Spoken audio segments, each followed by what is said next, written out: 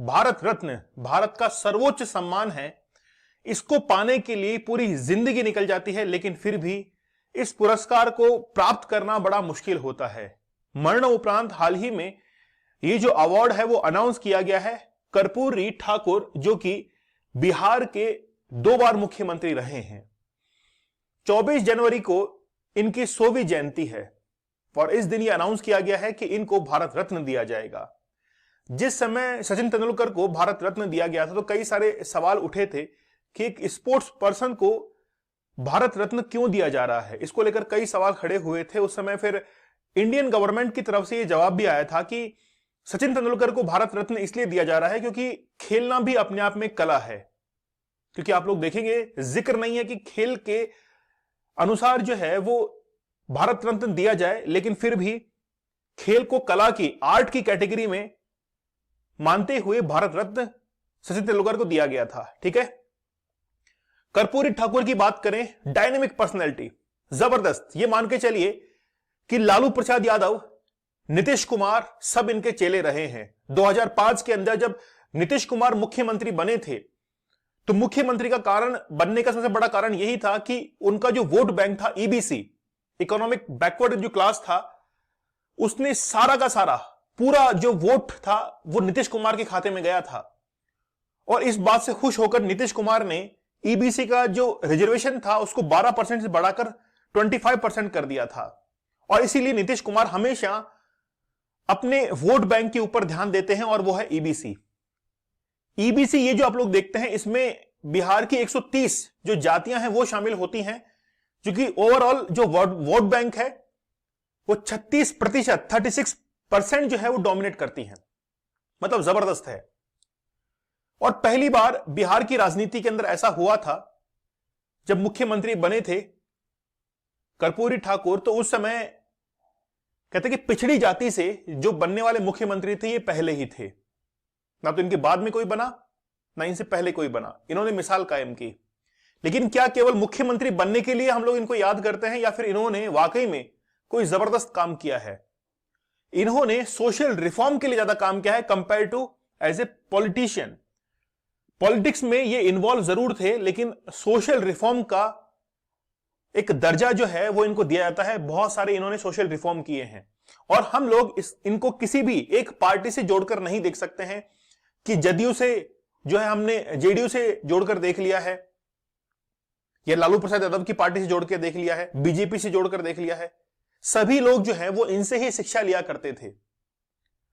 तो जानते हैं आज कि इनकी जीवनी कैसे रही है और क्या वाकई में अब बिहार के अंदर जो इलेक्शंस होने जा रहे हैं वो इस बात से कहीं ना कहीं प्रभावित होंगे। देखिए 24 जनवरी को इनकी 100वीं जयंती है और उस दिन इनके जो बेटे हैं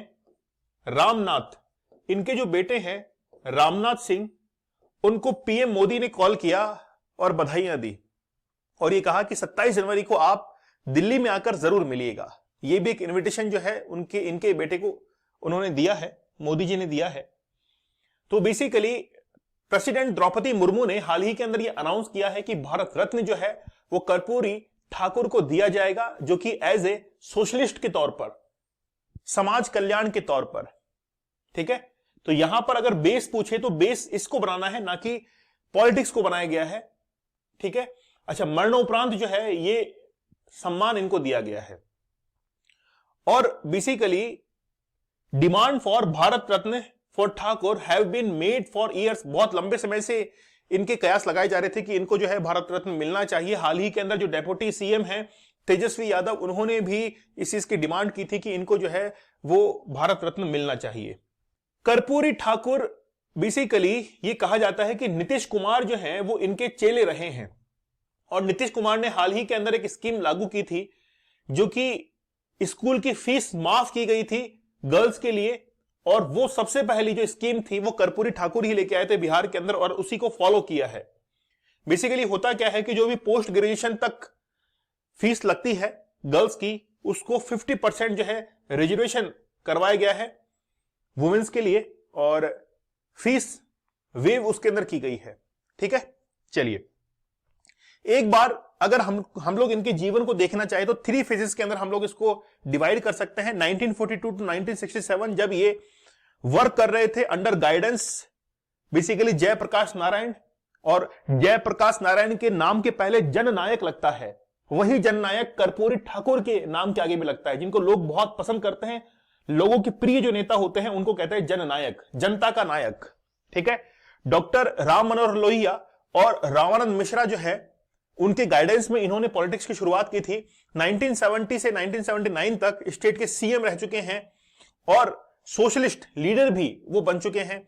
1980 से 1988 इस समय ही was trying to re establish his political identity, मतलब वापस से वो अपनी पॉलिटिकल आइडेंटिटी बनाना चाह रहे थे, जो कि पहले कहीं ना कहीं बहुत लंबा समय हो चुका था, काफी लंबा अरसा इनको बीत चुका था। तो कर्पूरी यादव काफी डायनेमिक पर्सनालिटी रही हैं और वाकई में इन्होंने जो है वो बिहार का नाम बहुत ऊपर किया है। इनका जो जन्म है वो 24 जनवरी 1924 को हुआ था। जब ब्रिटिश इंडिया था तो बिहार और उड़ीसा प्रोविंस एक ही थे, तो उस समय इनका जन्म हुआ था। 17 फरवरी 1988 को इनका देहांत हुआ 64 की एज में। इनको बेसिकली हार्ट अटैक आया था, उसके कारण इनकी मौत हुई थी, देहांत हुआ था। पॉलिटिकल पार्टी आप लोग देख सकते हैं, सोशलिस्ट पार्टी है, भारतीय क्रांति दल है, जनता पार्टी है, लोक दल है, मतलब सभी पार्टियों से ये बिलोंग करते थे। कहते हैं ना कि जो आज मुख्यमंत्री आप लोग बिहार के अंदर देख रहे हैं वो सब इन्हीं के चेले थे, इन्हीं से सीखी है राजनीति।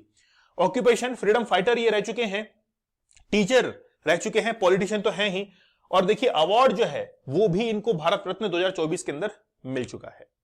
ठीक है, तो विकिपीडिया ने भी अपने आप को अपडेट कर लिया है। ये 11वें चीफ मिनिस्टर रहे हैं बिहार के, जिनका पहला टर्म 22 दिसंबर 1970 से लेकर 2 जून 1971 तक, और दरोगा प्रसाद राय और भोला पासवान शास्त्री, इन दोनों के बीच के अंदर जो है इन्होंने मुख्यमंत्री कार्यकाल निभाया। दूसरा जो टर्म है इनका वो 24 जून 1977 से 21 अप्रैल 1979, उसके बाद में ये फिर मुख्यमंत्री रहे हैं। ठीक है, और फिर इन दो मुख्यमंत्रियों के बीच में इन्होंने अपना कार्यकाल कंप्लीट किया था। सेकंड डेप्यूटी सीएम रह चुके हैं बिहार के, और 1967 से लेकर 1968 तक ये डेप्यूटी सीएम रहे हैं, उस समय चीफ मिनिस्टर। ठीक है, ओके। एजुकेशन मिनिस्टर भी ये रह चुके हैं बिहार के 1967 के अंदर ही, 1967 से 1968 तक। तो ये बेसिकली इनका पॉलिटिकल कैरियर है। तो हम लोग चाहे इनको एजुकेशन के अंदर काउंट करें, चाहे पॉलिटिशियन काउंट करें, चाहे सोशलिस्ट काउंट करें, ये पूरा जो है इनका सहयोग रहा है बिहार की राजनीति के अंदर।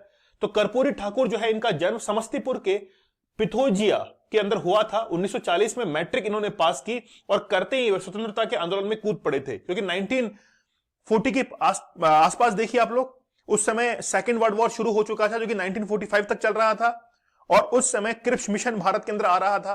क्रिप्स मिशन के बाद में फिर कैबिनेट मिशन भारत के अंदर आता है। तो क्रिप्स मिशन इस समय आया था, गांधी जी उसको नकार देते हैं। तो जो गतिविधियां चल रही थी फ्रीडम फाइटर्स की, उसके अंदर ये शामिल हुए थे। 1942 में असहयोग आंदोलन में शामिल हुए, इसके कारण वो जेल भी चले गए थे। 1952 में पहली बार ताजपुर विधानसभा से उन्होंने चुनाव लड़ा और फिर एमएलए वो बन चुके थे 1952 के अंदर ही। 1967 में बिहार में बनी पहली गैर कांग्रेसी सरकार में वो उप मुख्यमंत्री बन चुके थे। इसके बाद में 1968 में 6 महीने के लिए बिहार के मुख्यमंत्री रहे। फिर 1973 से 77 तक जेपी आंदोलन में अहम भूमिका निभाई थी। मतलब आपको पता है कि जेल भरो आंदोलन उस समय था और जेपी नारायण जननायक थे, इंदिरा गांधी ने उनको जेल में डाल दिया था, तो उस समय भी इन्होंने अहम भूमिका निभाई थी। और ये टाइम जो था वो इमरजेंसी का टाइम था 1975 के अंदर। 1977 में समस्तीपुर से लोकसभा का चुनाव लड़े और फिर जीत गए थे। 24 जून 1977 को कर्पूरी ठाकुर दोबारा बिहार के मुख्यमंत्री बने। फिर 17 फरवरी 1988 को दिल का दौरा पड़ने से उनका निधन भी हो चुका था। तो सबसे पहले आप लोग देखिए कि यार 1968 के अंदर अगर कोई मुख्यमंत्री बन रहा है और उसके बाद में वापस से 1977 के अंदर बन रहे हैं, तो यहां पर आप लोग देखिए कि 11 साल तक उन्होंने इंतजार किया मुख्यमंत्री बनने के लिए। और आज देखिए कुर्सी की कितनी भयंकर लड़ाई होती है। अब इन्होंने जो जबरदस्त काम किए थे, सबसे पहले देश में पहली बार ओबीसी को आरक्षण दिया था। खुद जो थे वो ईबीसी से थे। कर्पूरी जो ठाकुर थे वो बेसिकली नाई थे। नाई आप जानते हैं कि बाल वगैरह जो काटते हैं बार बार, तो नाई समुदाय से आते थे, पिछड़े हुए से थे, लेकिन फिर भी मुख्यमंत्री बने और ओबीसी को उन्होंने आरक्षण दिया। देश के पहले मुख्यमंत्री थे जिन्होंने अपने राज्य में मैट्रिक तक मुफ्त पढ़ाई की घोषणा की थी और राज्य में उर्दू जो भाषा थी उसको दूसरी राजकीय भाषा का दर्जा भी दिया था। 1967 में पहली बार उप मुख्यमंत्री बनने पर उन्होंने अंग्रेजी की अनिवार्यता को खत्म कर दिया था और गैर लाभकारी जमीन पर मालगुजारी टैक्स जो है उसको भी इन्होंने बंद कर दिया था। मुख्यमंत्री बनते ही उन्होंने चतुर्थ वर्गीय मतलब जो 4th क्लास कर्मचारी होते हैं वो लिफ्ट का यूज कर सकते हैं। देखिए देखिए भारत के अंदर कैसी विडंबना है, 4th क्लास कर्मचारी जो है वो लिफ्ट का प्रयोग नहीं कर पा रहा था, फिर उन्होंने अलाउ किया कि जो 4th क्लास एम्प्लॉइज हैं वो भी लिफ्ट का यूज कर सकते हैं। 1977 में मुख्यमंत्री बनने के बाद मुंगेरी लाल कमीशन लागू किया। इसके कारण पिछड़ों को नौकरियों के अंदर आरक्षण भी दिया गया था।